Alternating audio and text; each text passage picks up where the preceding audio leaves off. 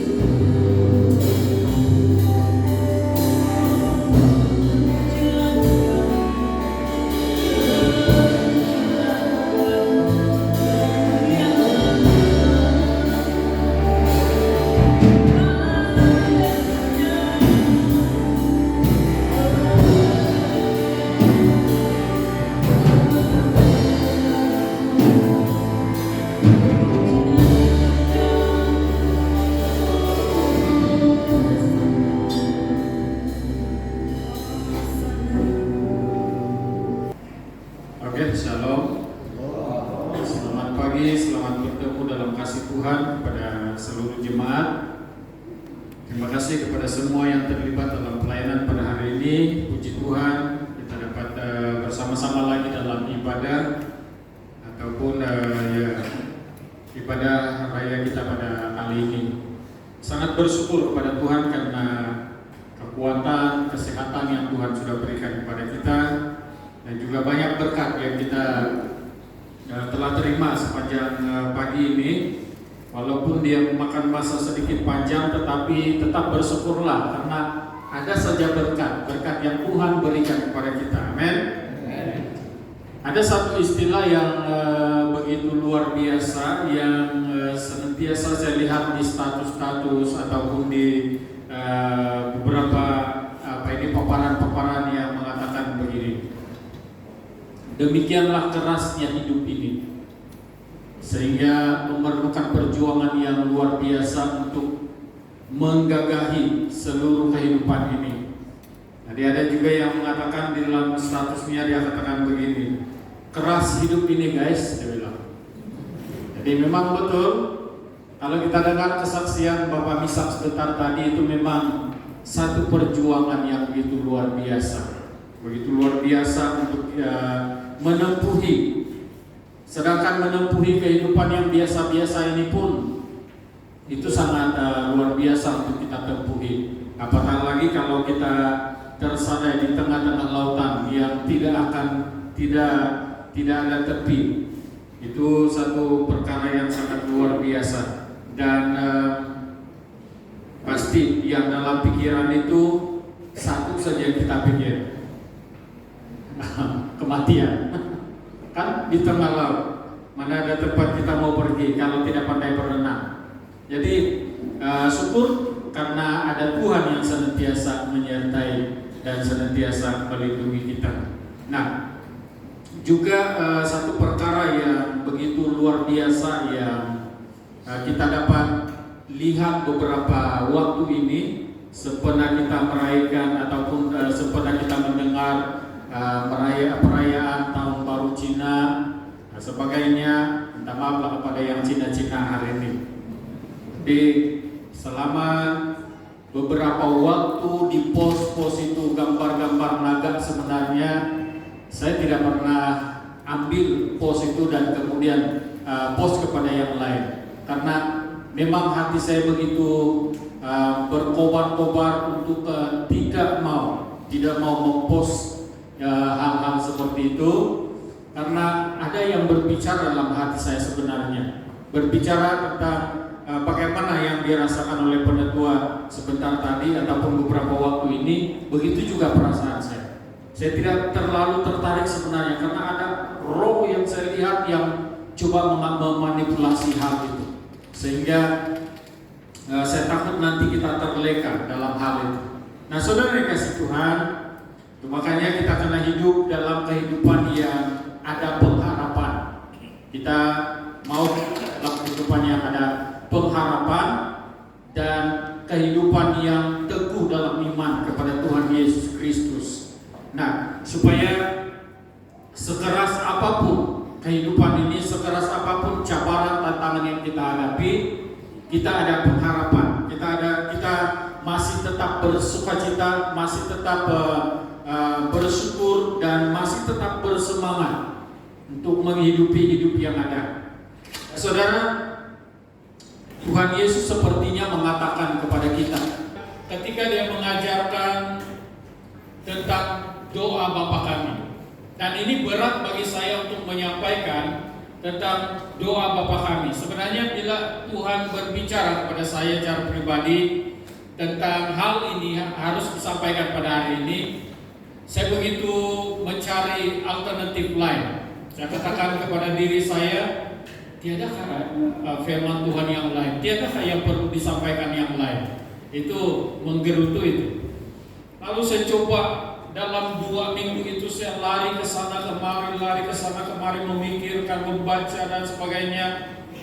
Saya tidak boleh lari dari kenyataan ini. Ini yang Tuhan mau berikan kepada kita pada hari ini. Sepertinya ketika Tuhan Yesus mengajarkan kita tentang doa Bapa kami itu, Ada orang yang mengatakan doa Bapa kita, sebenarnya doa Bapa kami.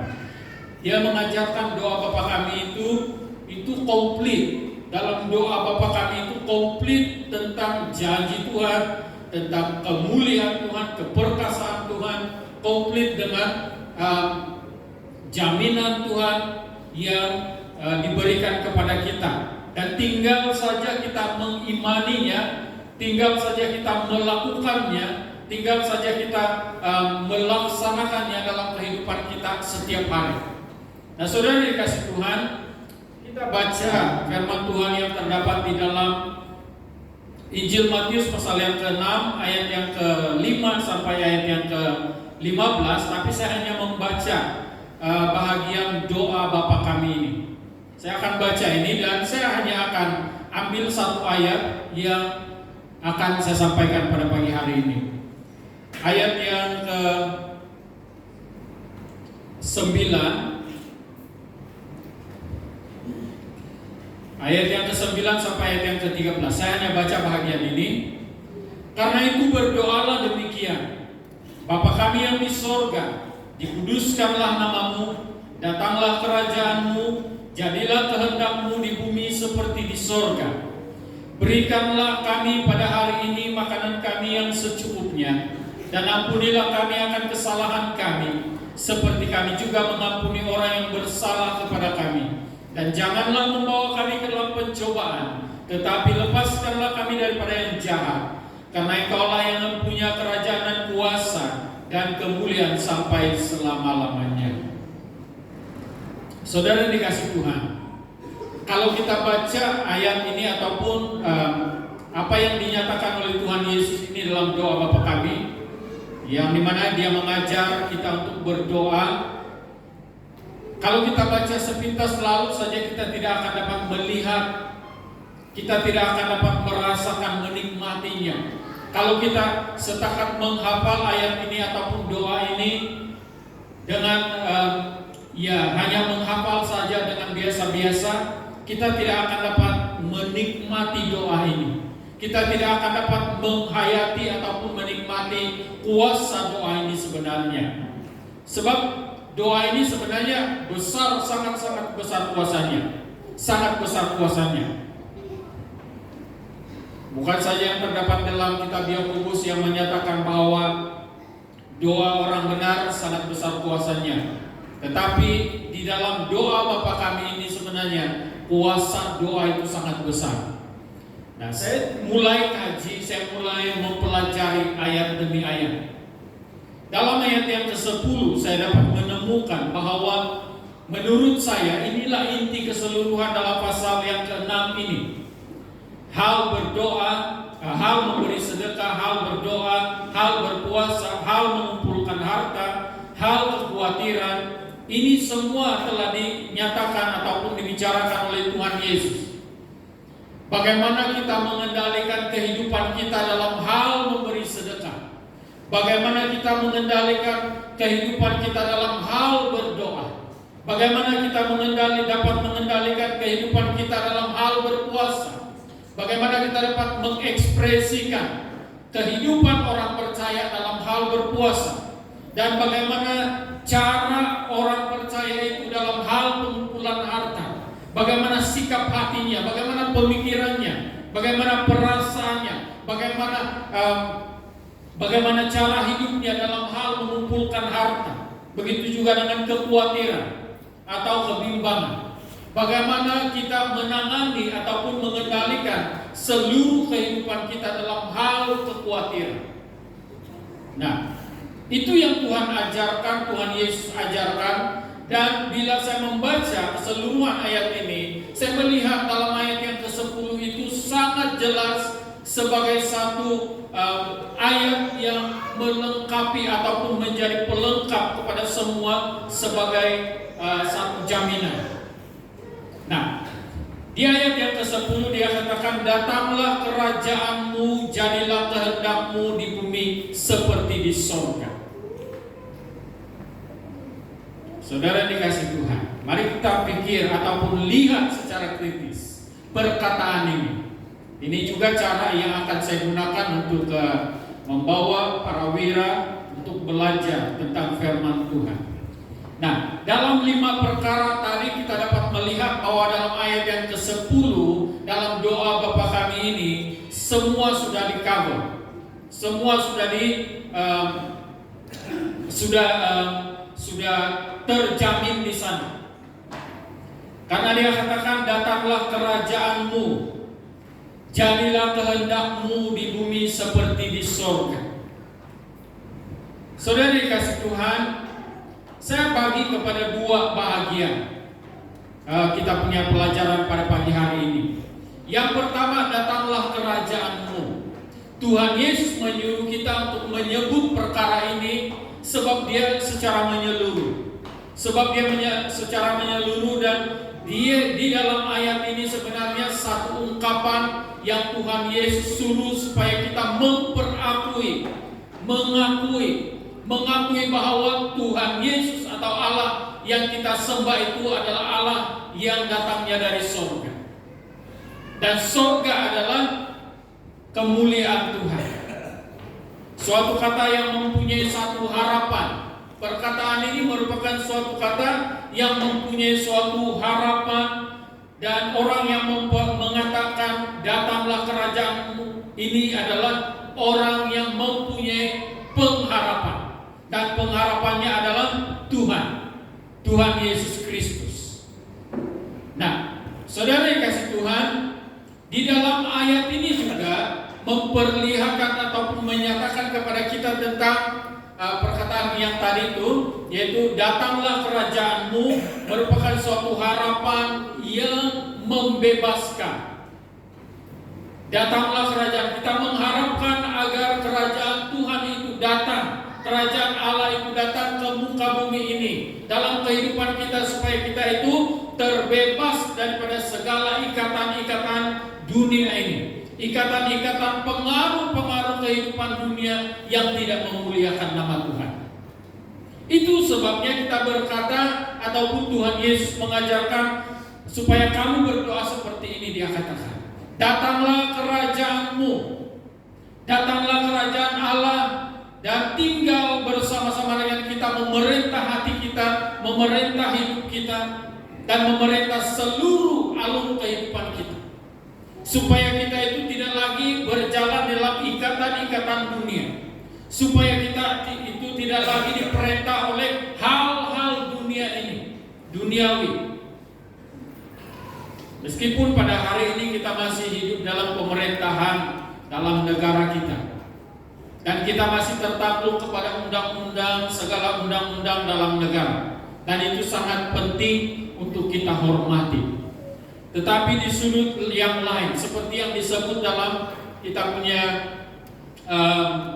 doa syafaat tadi, bahwa kita harus memerangi segala roh-roh yang tidak berkenan kepada Tuhan, roh-roh yang memanipulasi keadaan dunia pada hari ini.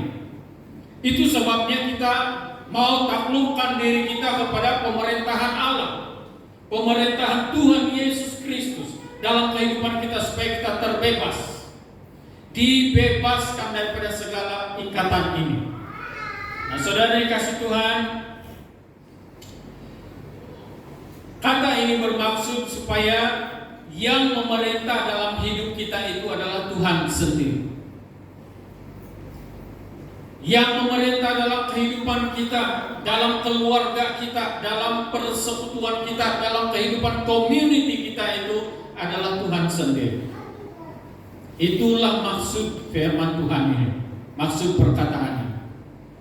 Dan di dalam hal 5 perkara tadi, yaitu tentang kekhawatiran, tentang berdoa, tentang memberi sedekah, tentang apa lagi, itu semua bila kita melakukan 5 perkara itu, bila Tuhan Yesus yang memerintah hati kita, maka kita dapat lakukan itu dengan baik.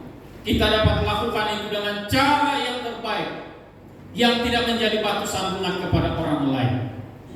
Berbanding dengan orang yang tidak kenal Tuhan, dalam hal yang pertama, memberi sedekah.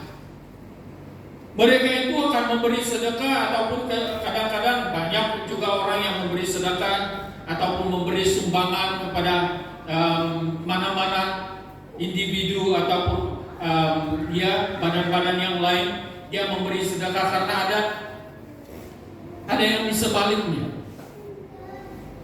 Dia memberi sumbangan, saya memberi sumbangan kepada ini supaya akhirnya nanti nama saya akan digantung di sana. Digantung maksudnya dicatat di sana. Akhirnya kalau banyak sumbangan saya dalam daerah ini, saya akan mendapat gelar ini dari pihak kerajaan. Itu dia sudah dapat upahnya di dunia ini, dan itu adalah cara orang dunia. Begitu juga dengan hal berdoa. Tuhan Yesus menegur orang-orang, ataupun Tuhan Yesus tidak mau orang-orang yang orang-orang mencontohi cara orang-orang Farisi ataupun orang-orang Saduki untuk berdoa. Karena mereka ini suka berdoa di tikungan jalan, suka berdoa di tempat-tempat yang terlihat orang akan lihat, dan mereka akan dilihat sebagai orang alim. Tuhan Yesus tidak menyuruh kita supaya melakukan itu, meskipun ada peluang untuk kita melakukan itu, tapi kita tidak akan melakukan itu karena yang kita mau lakukan adalah apa yang Tuhan kehendaki sebenarnya. Bila Tuhan Yesus yang memerintah hati kita, maka kita lakukan apa cara yang Tuhan berikan. Hal berpuasa juga begitu. Banyak orang dalam dunia ini, bukan satu agama, dua agama saja yang ada puasa dalam agamanya. Kita pada bulan 3 ini, bulan 3 dan bulan 4 kita juga ada puasa. Kita akan berpuasa lebih daripada 40 hari. Lebih daripada hampir 60 hari kita akan berpuasa. Tapi Tuhan Yesus sudah memberikan cara yang terbaik untuk kita dapat berpuasa, karena Dia sudah memerintah dalam hati kita. Begitu juga dengan hal mengumpulkan harta. Orang yang tidak mengenal Tuhan, dia mengumpulkan harta dengan cara apa sekalipun, cara haram, cara harim dan sebagainya, dia akan lakukan. Dia akan melakukan apa saja, sekalipun membunuh, dia akan lakukan. Itu orang yang di luar Kristus. Tetapi orang yang di dalam Kristus, yang sudah Tuhan Yesus memerintah hatinya, Tuhan Yesus Allah sendiri yang memerintah kehidupannya seperti kita pada hari ini, kita masih mencari harta, kita masih akan mengumpulkan harta, tetapi dengan cara yang terbaik, dengan cara yang paling baik dan bersih. Tidak sama seperti orang yang di luar Kristus. Begitu juga dengan hal kekhawatiran. Siapa bilang orang Kristen itu tidak khawatir? Semua orang masih khawatir, masih hidup dalam keadaan khawatir. Tetapi kekhawatiran yang orang percaya, yang orang yang sudah diperintahkan oleh ataupun sudah hidup dalam pemerintahan Tuhan ataupun pengendalian Tuhan, itu kekhawatirannya ada penguasaan. Dia ada penguasaan diri dalam hal kekhawatiran. Nah, saudara dikasih Tuhan, kembali kepada poin yang pertama tadi, datanglah kerajaan-Mu. Berarti kita merelakan diri kita untuk mentaati sungguh-sungguh bahwa yang memerintah kehidupan kita itu adalah Tuhan Yesus. Nah, yang kita tahu bahwa kerajaan Allah itu adalah kerajaan damai sejahtera. Kerajaan Allah yang datang dari surga itu datang ke muka bumi ini, datang ke dalam kehidupan kita itu memberi damai sejahtera. Dia tidak membawa peperangan, dia tidak membawa kesulitan, tetapi dia memberikan damai sejahtera. Kata firman Tuhan, rancanganku untuk kamu adalah rancangan damai sejahtera, bukan rancangan kecelakaan. Kata firman Tuhan, aku memberi segala sesuatu yang kamu perlukan karena aku mengasihi kamu. Kata firman Tuhan dalam Mazmur tadi 91, itu sudah jelas bahwa Tuhan melindungi, Tuhan menaungi, Tuhan tidak membiarkan kita berjalan sendirian, Tuhan tidak membiarkan kita terkena dengan tipu ataupun tipu muslihat iblis. Yang penting kita sadar bahwa kita ini adalah orang percaya yang harus berjalan dalam pemerintahan Tuhan. Nah, saudara dikasih Tuhan, kerajaan Allah itu adalah kerajaan damai sejahtera yang kekal. Damai sejahtera yang Tuhan berikan kepada kita itu bukan hanya sementara, tetapi damai sejahtera yang Dia berikan itu adalah bersifat kekal. Sama ada kita masih hidup dalam muka bumi ini ataupun sudah pindah ke surga, itu tetap kekal ada damai sejahtera.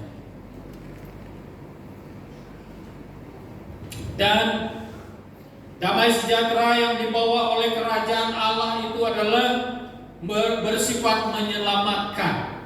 Dia tidak membinasakan. Dia tidak membawa kita kepada keburukan, tetapi Dia membawa ataupun memberikan keselamatan. Itu yang Tuhan janjikan. Damai sejahtera yang Tuhan berikan ataupun yang ada dalam kerajaan Allah itu adalah damai sejahtera yang membebaskan daripada segala ikatan belenggu dosa, tipu muslihat iblis, tipu-tipuan dalam dunia ini, dan banyak lagi yang Tuhan bebaskan, lepaskan dalam kehidupan kita. Cumanya bagaimana kita menghayati doa ini, itu yang menentukan. Bagaimana kita menghayati perkataan dalam doa ini, itu yang menentukan kita rasa itu atau bagaimana. Ataupun kita masih lagi dalam ikatan-ikatan sampai pada hari ini. Puji Tuhan. Kalau saya dengar itu kesaksian Bapak Misak tentang ayam sabung ini, itu luar biasa. Ya, ayam sabung ini bikin ketagih juga. Bikin ketagih nih ayam sabung ini. Saya pun pernah terlibat dalam ayam sabung dulu. Tapi tidak sehebat dengan Bapak Misak mungkin. Sampai kalau mau kasih cuci itu kepala ayam itu saya isap lagi. Sekarang kalau makan kepala ayam pun saya tidak berani. Ya, jadi itu semua ikatan-ikatan yang dulu yang telah dilepaskan oleh Tuhan karena kerajaan Allah sudah datang dalam kehidupan saya. Dan kita semua pada hari ini kita sudah terlepas, dan bagi Anda yang belum terlepas dalam ikatan-ikatan dunia ini, hayati perkataan dalam ayat doa ini. Datanglah kerajaanmu dalam kehidupan saya, sehingga saya dibebaskan daripada segala ikatan, segala belenggu dosa. Kadang-kadang kita mau dilepaskan, tetapi kita tidak mau lepas. Hati kita mau dilepaskan, tetapi kita tidak mau lepaskan segala kebiasaan ikatan belenggu dosa yang ada pada kita. Itu masalahnya. Kadang-kadang kita sudah terlepas, sudah lepaskan semua, tetapi ada kawan-kawan yang pergi kasih begini kita balik. Sikit-sikit Pak, boleh Pak. Nah itu balik lagi. Kalau orang yang betul-betul mengatakan bahwa saya sudah hidup dalam pemerintahan Allah ataupun kerajaan Allah, dia sudah bebas itu dan dia tidak akan kembali lagi. Sekalipun kawan-kawan dia pergi begini sama dia, dia tidak akan izinkan itu berlaku dalam kehidupan dia. Nah, saudara dikasih Tuhan, kita seringkali tertipu, terpedaya dan terpengaruh dengan berbagai kejahatan dalam dunia ini. Itu sebabnya Tuhan berikan perkataan ini pada hari ini. Kita sangat banyak kali tertipu, terpedaya, terpengaruh dengan situasi dunia pada hari ini. Banyak. Dan itu sangat merugikan apabila kita berada di luar kerajaan Allah. Tapi yang pasti kehidupan kita masih tidak tenang. Walaupun kita katakan, wah, syoklah kalau begini-begini, hidup bebas begini-begini. Tapi sebebas-bebas orang yang di luar Kristus, dia tidak sebebas, tidak seseronok, tidak sesyok bagaimana kehidupan di dalam Kristus. Kalau hidup dalam Kristus, hidup dalam pemerintahan kerajaan Allah, dia akan berjalan dalam jaminan yang 100%. Selamat, selamat sampai ke akhir hayat ataupun sampai kepada selama-lamanya. Saudara kasih Tuhan, Amsal mengatakan lebih baik memiliki sedikit dengan hati yang tenang daripada hidup serba mewah tapi kehilangan damai sejahtera. Itu berarti Amsal juga telah menikmati ataupun merasakan bagaimana hidup di luar kerajaan Allah. Dan dia bandingkan dengan kehidupan orang-orang yang di luar kerajaan Allah ataupun di luar pemerintahan Allah sendiri.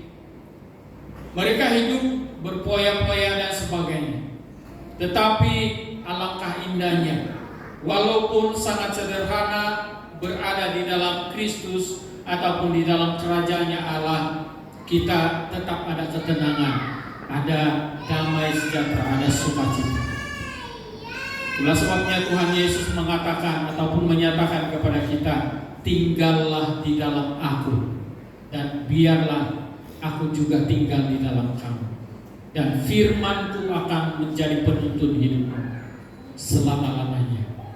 Dalam Yohanes 15 itu sangat jelas, dan biarlah kita menikmati itu dalam kehidupan kita. Dan sepatutnya ini menjadi kesadaran yang berterusan dalam kehidupan kita setiap hari, bukan hari ini saja tapi untuk selama-lamanya. Dan ungkapan-ungkapan dalam doa ini sebenarnya jangan hanya menjadi ungkapan biasa, tetapi jadikan sebagai ungkapan yang penuh harapan. Setiap kali kita mengungkapkan doa Bapa Kami ini, setiap baik perkataan yang kita ungkapkan itu, mari kita ungkapkan dengan sungguh-sungguh, dengan iman yang sungguh-sungguh, supaya ungkapan-ungkapan itu tidak terbuang begitu saja, tetapi menjadi hidup kita, menjadi kenyataan dalam kehidupan kita setiap hari. Jadi puji Tuhan, saya percaya bahwa setiap kita yang ada di sini pada hari ini setiap hari mengungkapkan doa Bapa Kami ini. Saya percaya itu, dan saya sangat yakin bahwa sedikit sebanyak kita juga menghayati arti ataupun perkataan demi perkataan dalam doa Bapa Kami ini. Jadi mari kita mulai senantiasa katakan doa-doa ataupun apa yang dinyatakan dalam ayat yang ke-10 ini. Datanglah kerajaan-Mu, jadilah kehendak-Mu di bumi seperti di surga. Nah, yang kedua, perkataan yang kedua, bahagian yang kedua yang saya mau sampaikan di sini adalah perkataan jadilah kehendak-Mu di bumi seperti di surga. Nah, saudara, ini yang saya katakan amat berat untuk saya menyampaikan. Amat berat untuk saya menyampaikan, karena pastinya manusia itu akan berpikir, bagaimanakah kita dapat berbicara tentang surga sedangkan kita belum menggapai surga. Tetapi ada hamba-hamba Tuhan yang mengatakan, biarlah kita hidup dalam surga sebelum kita masuk ke surga, dia katakan.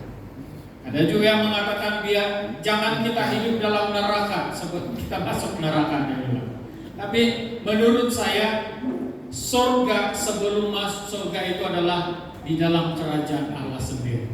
Karena kita berjalan dalam pimpinan Tuhan, karena kita berjalan dalam kasih Tuhan, karena kita berjalan dalam anugerah Tuhan yang luar biasa. Dan inilah yang dimaksudkan, jadilah kehendak-Mu di bumi ini seperti di surga. Berarti dalam perkataan yang lain dia katakan begini, kiranya kehendak-Mu lah yang terlaksana di bumi seperti yang di surga. Kiranya kehendak-Mu lah yang terlaksana bagi kami seperti yang di surga. Jadi dalam perkataan ini ada perkara penting yang perlu kita mengerti secara kritis. Perkara penting yang perlu kita mengerti secara kritis supaya ungkapan doa ini tidak berlalu begitu saja. Maksudnya Ketika kita berdoa dalam ungkapan ini, kita sedang meletakkan seluruh kehidupan kita sedang meletakkan hidup kita ini, seluruh kehidupan kita ini untuk mentaati kehendak Tuhan. Ketika kita mengatakan jadilah kehendak-Mu di bumi ini seperti di sorga, berarti waktu itu kita meletakkan sepenuh-penuhnya hidup kita untuk mentaati apa yang datang dari surga. Nah, dapat mengerti hal itu, Tuhan Yesus mengajarkan doa ini kepada kita bukan semata-mata untuk suatu panduan berdoa, tidak semata-mata untuk panduan berdoa, tapi jauh di dalamnya Tuhan Yesus mau supaya semua orang percaya itu menyadari hakikat Allah itu sendiri, hakikat Tuhan itu sendiri, Allah yang maha kuasa, Allah yang maha mengasihi dan mengetahui serta maha hadir di mana-mana. Allah itu adalah sebagai Tuhan, dan Tuhan mau supaya kita itu semakin tunduk kepada kekuasaan Allah. Tuhan mau supaya kita itu semakin tunduk kepada otoritas Allah. Tuhan mau supaya kita itu semakin mengerti kehendak Tuhan buat kita. Memang kehendak Tuhan itu semuanya baik. Kehendak Tuhan itu semuanya baik, cuma manusia ini selalunya tidak sabar-sabar untuk menunggu kehendak Tuhan. Bukan saja tidak sabar, tetapi manusia ini seringkali mengatakan kepada Tuhan, Tuhan lakukan sesuai dengan kehendak.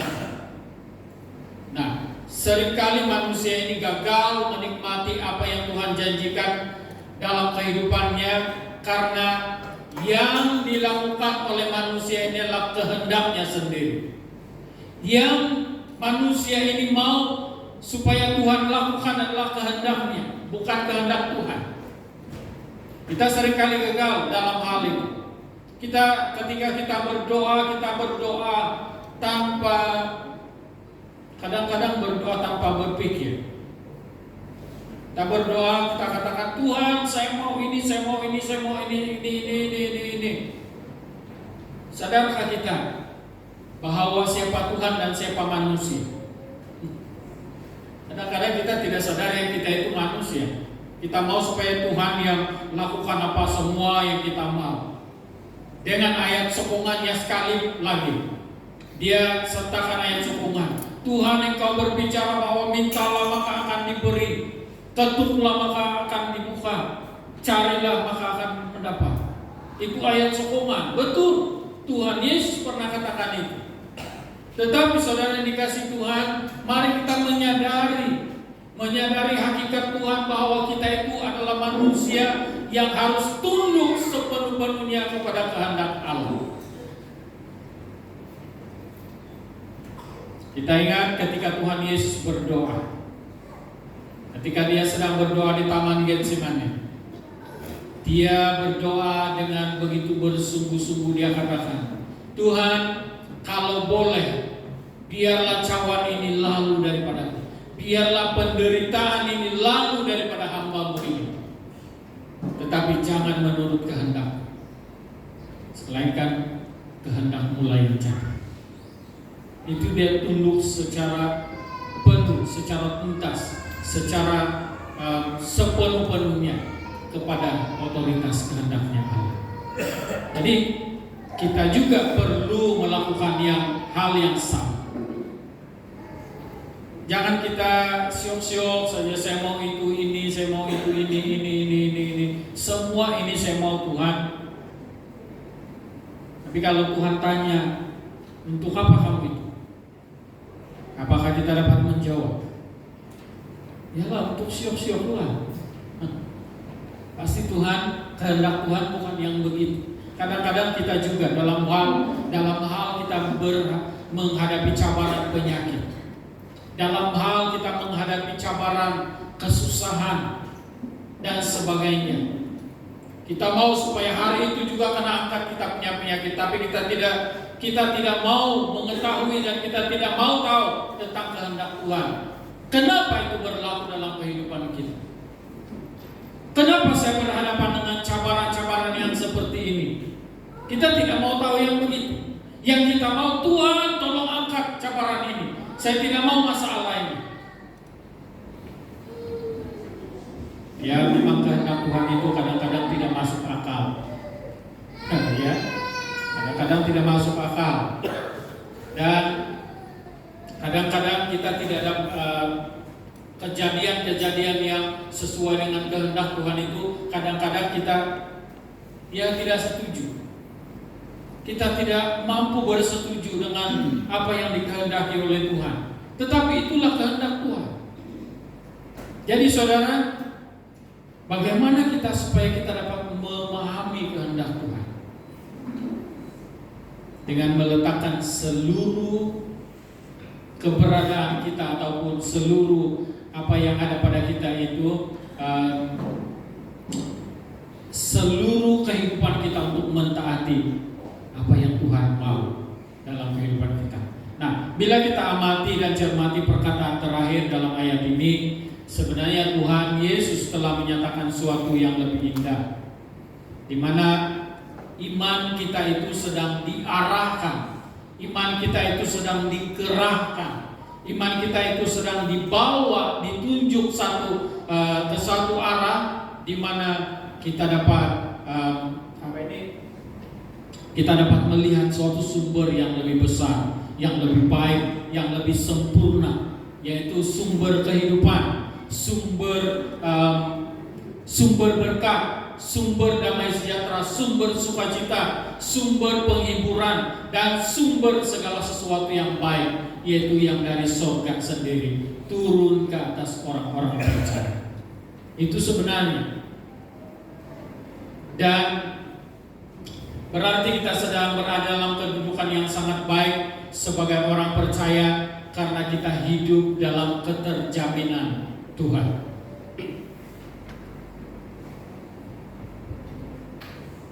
Tuhan Yesus sendiri pernah mengatakan kepada kita, carilah, ketuklah, dan minta.